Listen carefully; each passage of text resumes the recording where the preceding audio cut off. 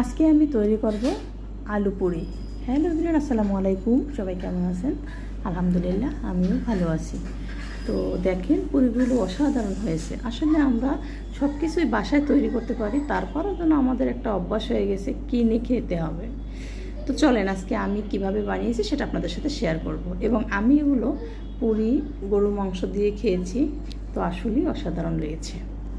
তো প্রথমেই আমি আলু সিদ্ধ করে মেশ করে নিয়েছি।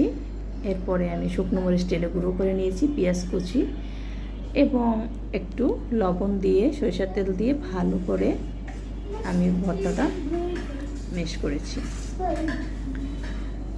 তো এই তো ভর্তা রেডি। এরপরে আমি পরোটার খামিরের মতোই পুরির খামিরটা বানিয়েছি। ময়দার সাথে একটু লবণ দিয়ে আমি এখানে খামিরটা তৈরি করেছি এবং ছোট ছোট গোল গোল করে